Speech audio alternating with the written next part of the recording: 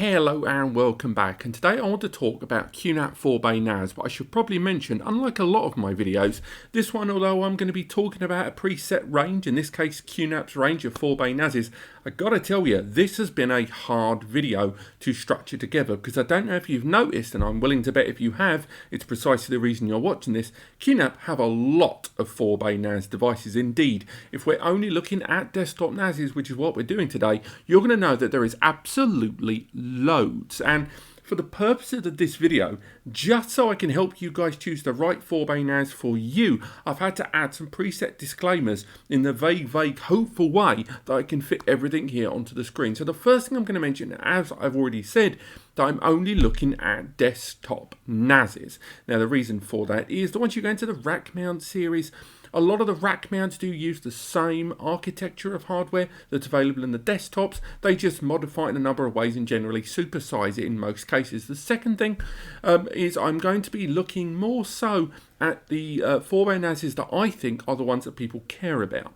Now, there are a few exceptions, and I am going to touch on them. Predominantly, there are three main exceptions to 4-bay desktop NASs now, at the time of recording, July 2021. And that is the first one, the TBS 453 DX. It was a little M2 slot NAS. That one I believe is end of life, and although it is listed on some of their websites worldwide, I'm not including it in this because it uses SSDs. It's incredibly specialist, and I think it's a completely different kettle of fish to the other NASs in today's video. The second thing is the TVS 473E, part of their Gold series that was using an AMD Radeon graphics enabled processor.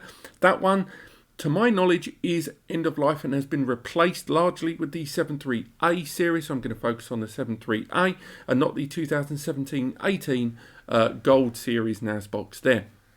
Finally, there is the modest Thunderbolt NAS, the TS453 BT3 that came out in around about 2017-18. That NAS, from what I can see, it's largely end of life as well. There's a bunch of other new Thunderbolt NASs out there, and although it is sort of out there in the wild, for the most part, I think that is one of those devices that if it doesn't get a refresh soon, I think we'll never see a follow-up to it.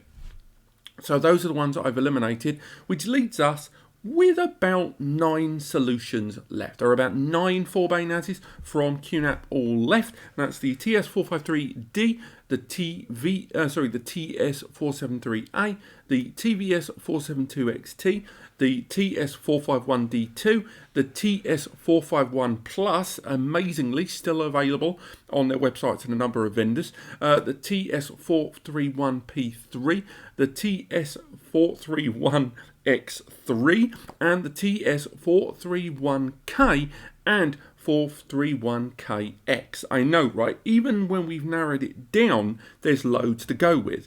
So what we're going to do is we're going to reshape the screen a little bit now, and we're going to bring in those solutions. So hopefully now on screen there's been some effect, and hopefully I'm here in the middle of the screen.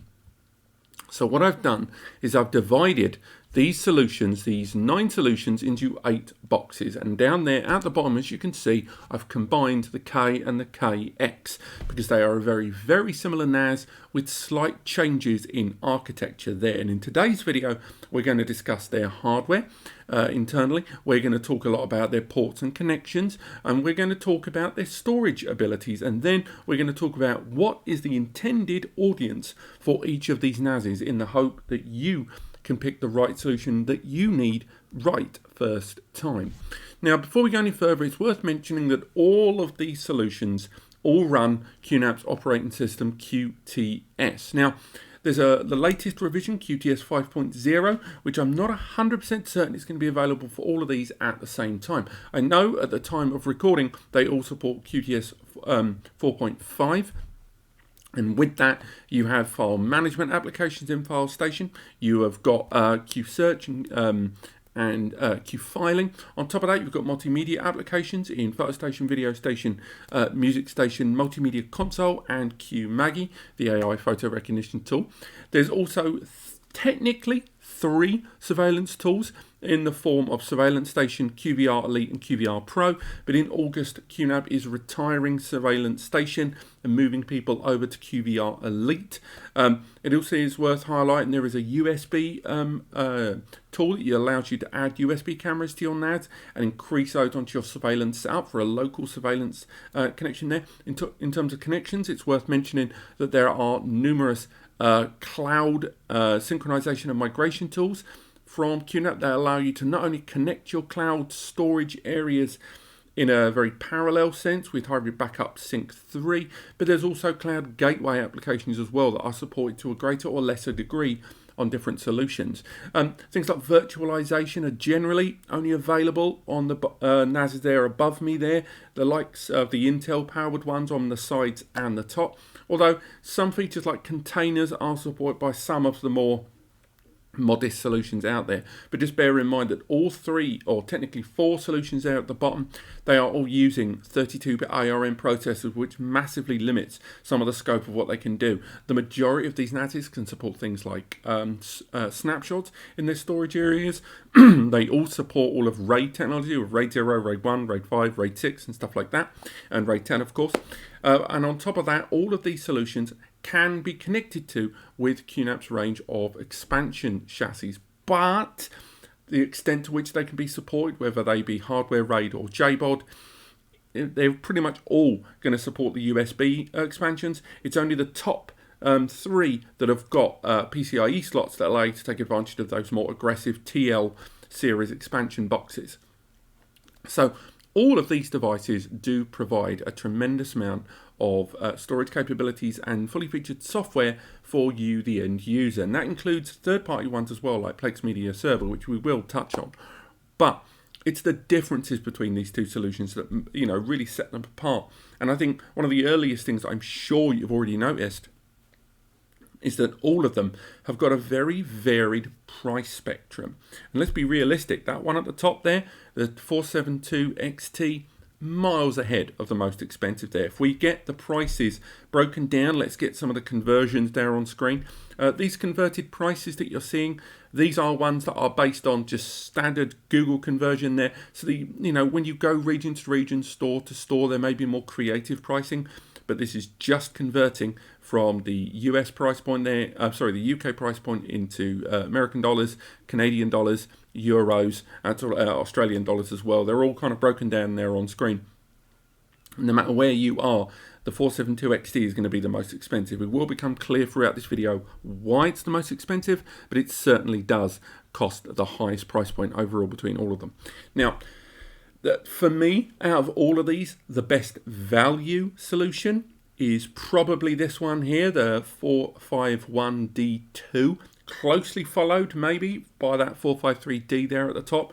Those two there are by far the best value for what you're getting for your money. Neither one of them breaks the £500 price point, and they both have got that embedded graphics CPU that leads to it being able to handle graphical data, be it multimedia or more, quite well. And particularly if you're someone that's backing up large-scale photo collections or large-scale video collections, these two give you the best bang for your buck. I mean, there's no avoiding it.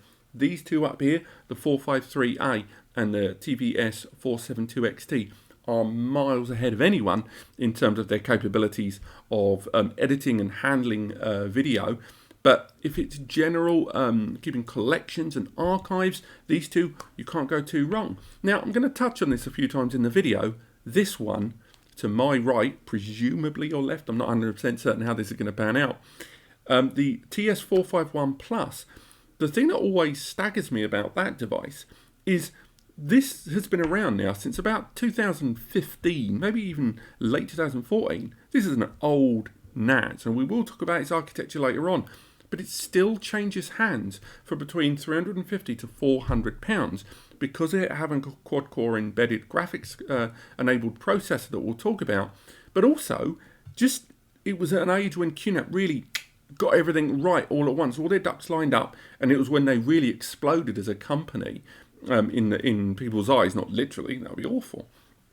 Now, the 451 Plus, although I would say brings you a lot of features and functionality at a very good price, and you may argue that given it's graphically enabled, why am I not saying that one's the best for the price point? Well, put simply, it's super old, and the CPU inside that we'll talk about later on is really showing signs of age, with the CPU benchmark being pretty harsh to it in 2021. Now, you may have noticed I'm talking about price. I've not even mentioned the 4 underneath there, have I? Even though these are by far the most affordable, with some of them arriving with 10 GBE on board as well at that price point. Again, these two here, these two there, I'll get that right, are 10 gigabit Ethernet enabled, and again, they're knocking around for about 300 to 400 odd quid.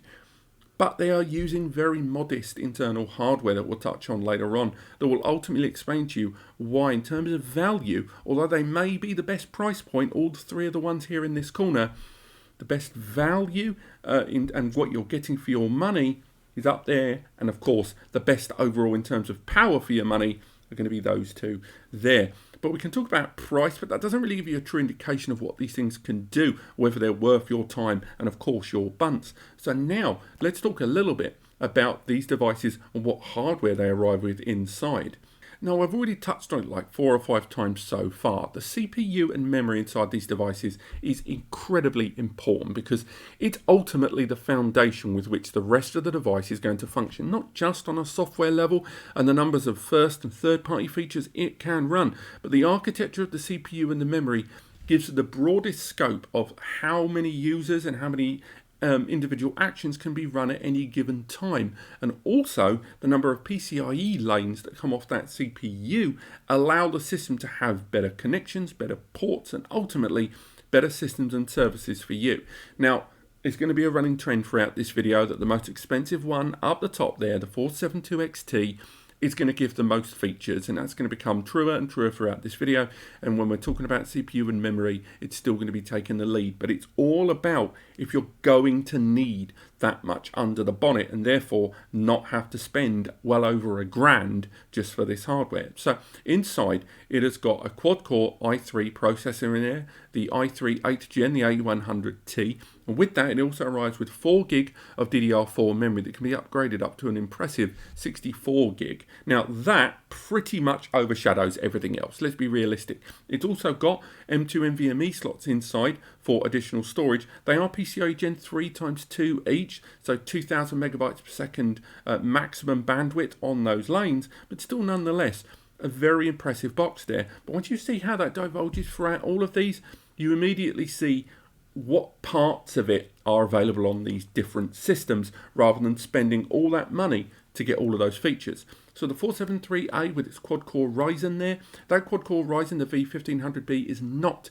graphically embedded. The 472 XT CPU there is quite well embedded there with the PUHD, I think 630 processor inside there, and that CPU, you're talking VMs, you're talking virtualization, you're talking Plex Media Server, 4K, that sort of thing. Whereas in the 73A, it doesn't have embedded graphics. It's got an incredibly proficient embedded Ryzen processor for server-grade use, but it doesn't have embedded graphics. And although it does support between 4 and 64 gig of memory, its lack of embedded graphics can let it down slightly. It's great for file handling and file processing, and again, it doesn't stop it being used for things like surveillance and virtualization. It still does exceptionally well, but it will use more resources while doing it. And it does benefit, of course, with those PCIe Gen 3x1 M2 slots inside, which again is that limitation of PCIe lanes has led to this system having those 2 M2 slots, but each one maxing out at 1000 megs. So those are kind of your business choices. But after this, we can look at prosumer, we can look at small medium business, the lower end, and of course home users, and everything else on this page is pretty much between budget, home user, and that little ill-defined prosumer SMB, the one that's maybe a company with 5 to 10 members of staff, the home user that wants to not compromise but not spend too much.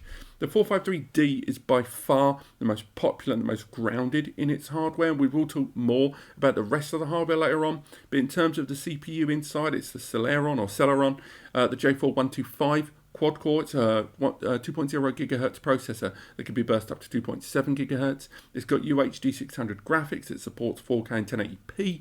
And although it doesn't have the M2 upgrade slots, it has PCIe in other ways that I'll touch on later on. It also arrives with 4 gig of memory by default that can be upgraded to 8 gig. And ultimately, it's the one that's got the most going on in terms of value for money. Remember, it's sub £500 and it's got features in it already that the other two kind of hint at, but they put it in a larger, rounder, more expensive package.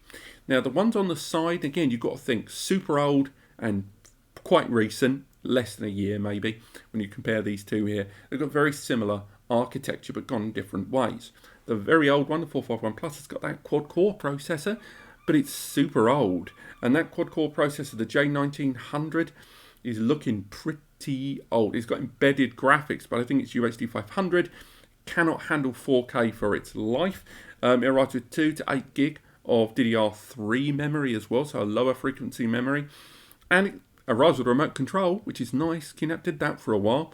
But once you look at this one over here, which although is a dual core, not a quad core, that dual core ranks much, much higher on CPU benchmark. It has UHD 600 graphics, so it has a better proficiency of graphical handling, and it arrives with 2, 4 or 8 gig of DDR4 memory. So the J4025 processor inside the 451D2 overshadows this one quite significantly, and with a price difference of only between £30 to £50 depending where you shop around, it's better to buy the newer box. Trust me, you're going to use more resources getting stuff done on the 451 Plus, and you're ultimately going to lose time, which equals money. Now, the bottom row are all your Annapurnas. Now, for those that aren't aware, Annapurna, or as labelled an Amazon company, they make a cost-effective and very efficient processors. That translates to ARM or ARM processors. All of the processors below are 32-bit in architecture. There's no 64-bit architecture here, which is very important. 32-bit architecture can't handle longer instructions or more complex commands handed to the CPU. They are designed to be more energy efficient and more longer lasting, and to basically get by utilizing less power. And although they're all quad core in architecture at 1.7 gigahertz per core, that is still a lower ability chip with that power set, which means it's going to use more power generally to get the job done. None of them are graphically embedded. The ARM or ARM processors that are graphically embedded are virtually unheard of.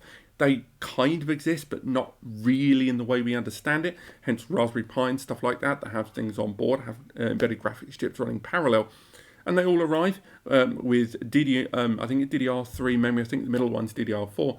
But again, that memory limits, none of them exceed 8 gig, and all of these are going to really require you to run with at least 4 gig for a carefree experience. And although some of them arrive with 2 gig, I wouldn't get by on 2 gig, to be perfectly frank, particularly the 10G models as well. That's going to be a massive bottleneck.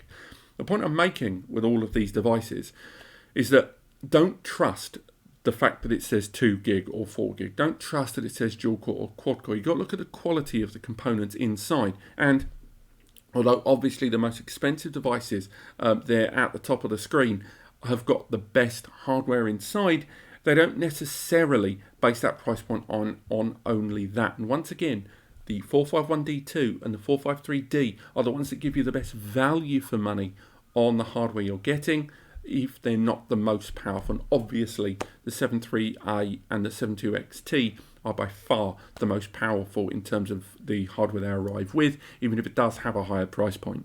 Next, we can talk about the ports and connections, and this is going to be really important because if you try to compare numerous 4-bay QNAPs on QNAP's own website or even any old eShop out there, you can very rarely compare this many NASes side by side. There's just literally not enough space on the screen. So to have all this information in one place is going to be incredibly useful. And right now, looking at the ports and connections on all of these, and I'm not going to read through them all, I'm sure you can see them all there on screen. Obviously, once again, the 72XT is absolutely smashing it. I'm going to talk about some of the highlights. Obviously, at its price point, it has very unique features. A lot of the NASes today have got 10 GBE, but it's worth highlighting that this is the only NAS here that has 10 GBE in copper, which is very important. Copper, so it's backwards compatible with traditional 1 GBE. That means you can utilize standard RJ45 cables, and it's a lot more approachable and easy to use. On top of that, of course, it has Thunderbolt on board. two Thunderbolt ports there that allow you to connect your Mac or Windows Thunderbolt device and interact live over Thunderbolt with the storage inside. But bear in mind, we are still talking about 4-bay NASs, and therefore the saturation of those connections, you're going to struggle to saturate two Thunderbolt connections on a 4-bay device, even those M2s, because a lot of the system architecture of Thunderbolt, or IP over Thunderbolt, or Thunderbolt over IP, depending how you use it, means that those two Thunderbolt connections aren't necessarily going to provide full connectivity for both. There's just simply not enough storage media inside across all those different tiers. Also, it's worth highlighting that it's the device that is fully populated almost exclusively with USB 3.2 Gen 2 ports. So 4 10 gigabit Ethernet USB ports there, which is really good to see. And although it's not the only one that's got an HDMI 4K port there, HDMI 2.0, what it does have is some beefy PCIe upgrade slots for your M2 NVMe's and stuff like that, and for cache cards, increased network interface ports. There's a lot you can do, and of course graphics card support on both it and the 7.3A there. Now, those PCIe upgrade slots there, particularly the 3x16 slot there, are one of the main reasons that device does so well. It's so scalable and so upgradable that a lot of people, when they spend 1400 nickel on it, even as a Plex Media server or a video editing NAS, will end up buying it because it can be evolved in a number of ways throughout its lifespan. And something I think more than half of the 4-bays in this comparison suffer from is they're not very scalable. They arrive with, if not a low glass ceiling, then definitely a very visible glass ceiling early doors. The 7.2 XT, the 7.3A and the 453D do not suffer in that same way. They both arrive with a tremendous amount of scalability that the other ones just do not. The 7.3A arriving with 2.5 GBE ports by default, something that the 5.3D and I believe the 3.1K below, not the 3.1K, the X3 have in common. They've all got that 2.5 GBE port there, which again provides tremendous bandwidth increases over traditional 1 GBE. Okay, tremendous is a bit strong, 2.5 times that. But on a 4-bay, once again, you've got to think how much of that you're actually going to saturate. Maybe with two of the combined, you're going to do well, but again, the 7.3A and the 5.3D have just got a better architecture inside to push through that level of saturation, not just be overly reliant on the storage media inside. Now, looking at the 5.3D there, I will touch on the 5.3D has 2.5 GBE. It's got some USB 2, which is a bit meh in 2021. It's got USB 3.2 Gen 1, so 5 gigabit Ethernet, which kind of redeems it, and it's got HDMI thanks to its embedded graphics. But what it does also have, which is super disappointing, is a PCIe slot that's 2x2. So it's a 1000 megs PCIe upgrade slot. So do remember, if you buy the 453D or you're considering buying the 453D and you're thinking, oh cool, I can slam in some upgrade cards there, some 10G, some 20G, some combo cards.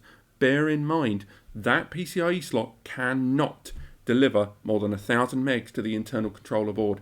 And if you're looking at those faster upgrade slots, or you think later on down the line you're going to be embracing faster Ethernet connectivity on your system, that's where the 7.3A lives, because not only has it got the 2.5 GBE as standard, and of course USB 3.2 Gen 2 10 gigabit Ethernet upgradability, but it also supports 2 PCIe Gen 3x4 slots. So again, those 2 slots can be utilized for increased network interface, because each one provides up to 4000 megabytes per second throughput between a card and the system, but it also has graphics cards to scale up the device's performance in its lifetime.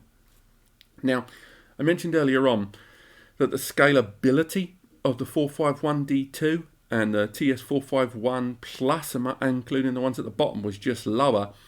These two on the sides, they're the teeniest bit scalable. They've got the embedded graphics there inside. They've got 1 GBE, 2 ports each for link aggregation. They've both got HDMI, although it's 4K HDMI on the 451D2 and just standard 1080p HDMI there on the 451 Plus, but they both allow support of a wider range of QNAP's expansion chassis than the ones at the bottom. The likes of the TR series, which is hardware RAID, and some of those other TL series, but not the ones, of course, that have got the PCI upgradability, because neither of these two have got PCI upgrade slots. So These are good for multimedia and low-level use, but with the exception of storage upgradability and a little bit of memory upgradability later down the line, they're not as scalable, and the ports and connections on side allow kind of a standalone interactivity that the ones at the top have, but that's about your lot. It's worth bearing in mind that the ports and connections on those two, although pretty good, don't allow a lot of upgradability in its lifespan. Now the three at the bottom, they arrive with a very visible glass ceiling early doors. If they're not described as entry level, they're certainly described as super value or budget series devices. They've all got fairly low level connections, even the two that have got 10 gigabit Ethernet over fiber, so SFP+. It's worth highlighting that these 4 bays, because of that Annapurna CPU inside, the X3's 10 GBE port and the KX's 10 GBE port, they're going to struggle to saturate that connection, because the memory and CPU inside, you're going to have to be using fairly uncomplex file server utilization. Also, none of these have got HDMI out because they're not embedded graphic enabled in any way on those processors, which brings down the ports and connections even more. And although there's a lot of USB 3 knocking about here, it's still the 5 gigabit Ethernet variant. One thing I will say though is over there at the X3, fair play to it. It's got a 1 GBE, a 2.5 GBE and a 10 GBE connection. That's damned impressive. I would not have expected that device to be so well equipped in that regard, because yes, it's a 4-bay, so you are accessing the same pool, but the idea that you've got 3 different varied priority connections, maybe the 1 GBE for your network input or your internet input, your 2.5 GBE for faster backups, maybe taking advantage of a 2.5 GBE adapter, and the 10G there for maybe site-to-site communication. That's pretty cool. And yes, it's, you know, over 430 quid, but it's still pretty good to have that inside, and it's got 4 to 8 gig of memory as well by default, which means it will bring some of that file transfers certainly higher than the other two here. So that's kind of where these all live in terms of ports and connections. Obviously, they're better at the top. All the ports and connections just get better at the top, weaker in the middle, and a bit pants at the bottom, with the X3 kind of standing out on its own there. But in terms of network connectivity, it really comes down to what you're going to utilize, particularly the 10 GBE versions that we've seen, but whether you think you're going to take advantage of the likes of 10 gigabit Ethernet, take advantage of Thunderbolt connectivity, take advantage of PCI upgradability, and certainly take advantage of those M2 NVMe ports, will dictate which of these 4 bays at the top are the ones that are going to stand out for you. And just remember that as good as the upgradability of the 453D is, that PCIe limitation, because of the CPU lanes on that Intel Celeron being pushed to the very limits of, you know, the hardware architecture, means that upgradability on that is not quite as clear and easy as you think. Which brings us neatly to answering the question, which one of these 4 bays should you buy? Rather than just throw tech specs at you, you want a bit more information. So looking at all of these specifications, looking at what the software and the hardware can do, and looking at the features, software and services, on screen you can hopefully see right now exactly what I recommend each one of these 4-bay NAS is for. So regardless of which one you are looking for, hopefully these tags will help you. How did I reach this conclusion? Well, obviously at the top there, video editing, raw editing, 4K, Plex Media Server and VMs. It's worth highlighting that if you are going to be using Plex, bear in mind that Plex on the ones on the side and some of the ones at the bottom will not allow you to fully enjoy 4K media. The 451D2 does a moderate job, and our Plex testing back in 2020 was pretty good. But for the most part, if you're going to look at 4K media, you should only look at the top, but more precisely, only look at that one. Not only because it has that incredibly proficient CPU, but also because of the storage media types it can support. And of course, for video editing and raw photo editing, you're going to want to take advantage of 10 GBE and Thunderbolt connectivity, which is only supported in copper or with Thunderbolt on that 472XT.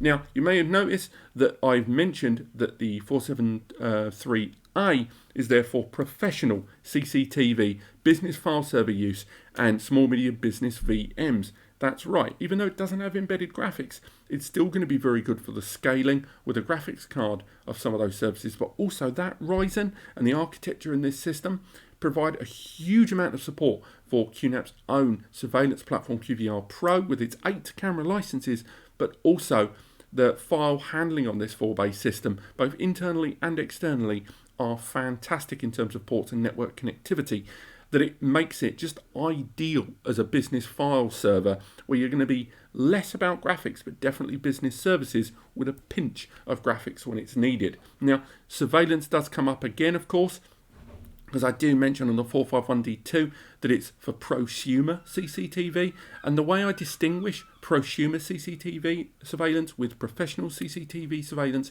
it's largely about the depth and number of cameras running simultaneously in the number of alerts and processes, which the 451D2 with its dual core Celeron can do, but it will use a lot of resources to really push it. So if that's an important priority item in your NAS, go for the 473A, but otherwise the 441D2 still brings a lot to the party in terms of surveillance. And of course, affordable Plex Media server, as my video last year showed, it does do quite a lot with comparatively modest hardware compared to the 3 at the top. And of course, the 441D2 brings you the entire range of QNAP applications at the lowest price point. And again, I am discounting the 441 Plus there in terms of the capabilities of QNAP's NAS because it doesn't support 4K, and the embedded graphics on that are very minimal compared to everything else.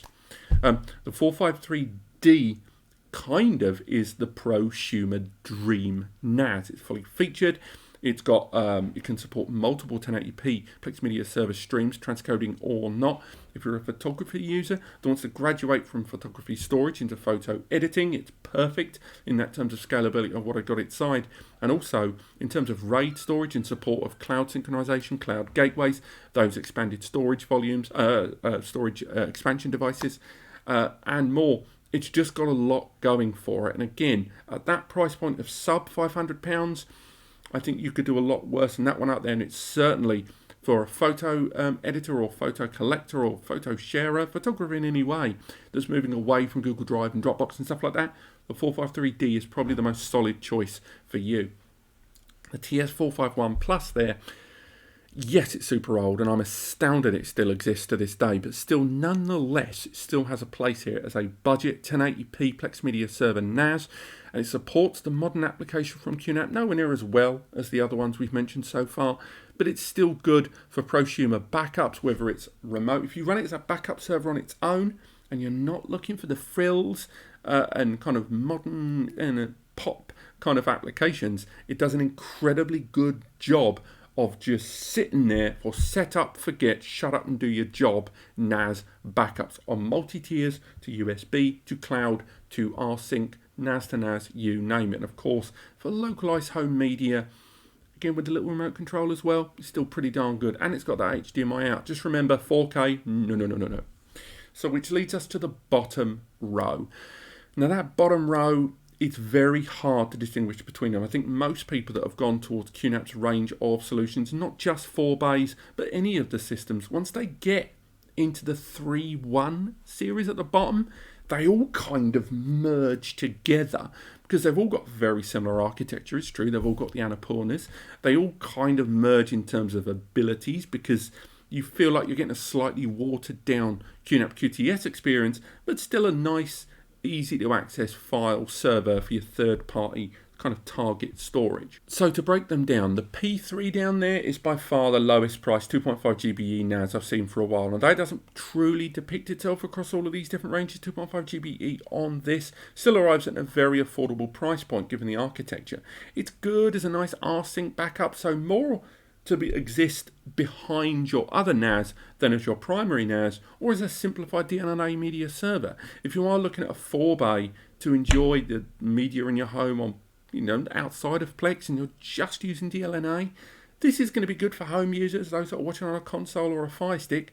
It's just not going to have the aggressive 4K handling or transcoding or 1080p graphical transcoding that the two on the side had, or nothing like the ones at the top have.